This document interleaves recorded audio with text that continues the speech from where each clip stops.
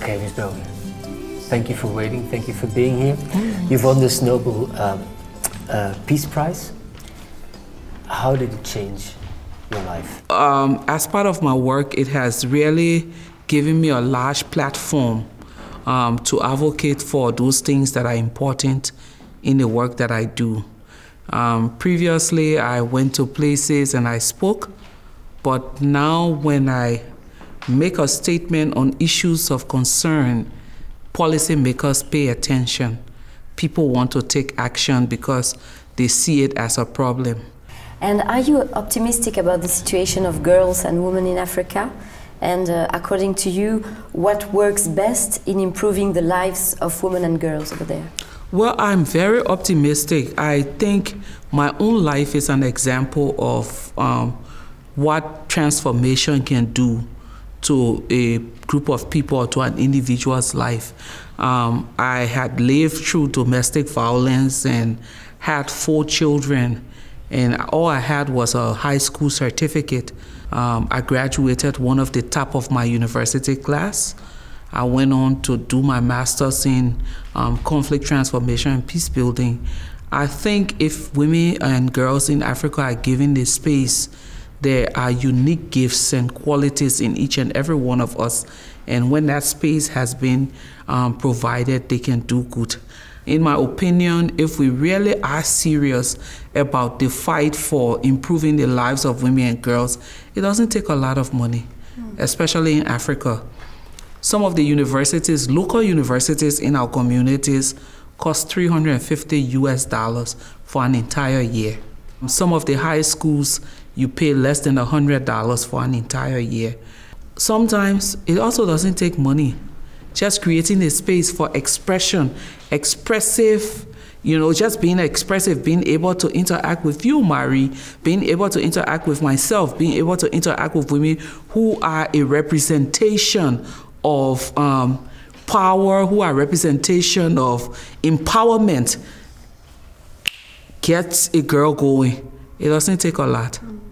According to you still, what are the main obstacles girls are confronted with regarding education in Liberia or in Africa in general? We still have traditional practices that are very harmful to girls. In these societies, the female genital mutilation is still practiced. Those are also harmful to girls. Also, the socialization in our countries, patriarchy as a structure continues to prevail. So in most society, if the parents have to weigh the value of the boy and the girl, they choose the boy. Because for them, if girls go to school, the potential for them to get pregnant and waste their parents' money is higher than that of the boys. The fourth one is sexual exploitation and abuse in schools. It's very high. It's high in Liberia, and I was in South Africa a few weeks ago, and I'm told it's even higher there.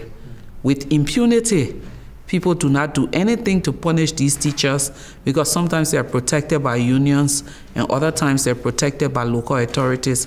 So these are some of the challenges that girls face in schools. The social, the traditional, sometimes religion also plays a barrier to girls going to school, but most times it's the social culture.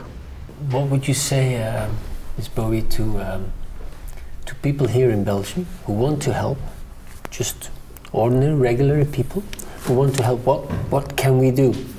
Sometimes people say, I'm not a rich person and I have 20 euros to give.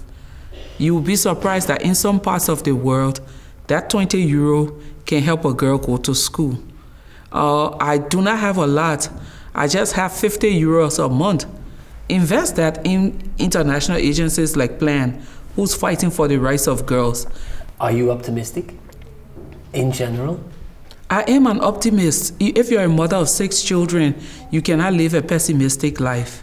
If you are a symbol of hope on your continent, you cannot live a pessimistic life. If you're a symbol of hope for women and girls, how can you be pessimistic?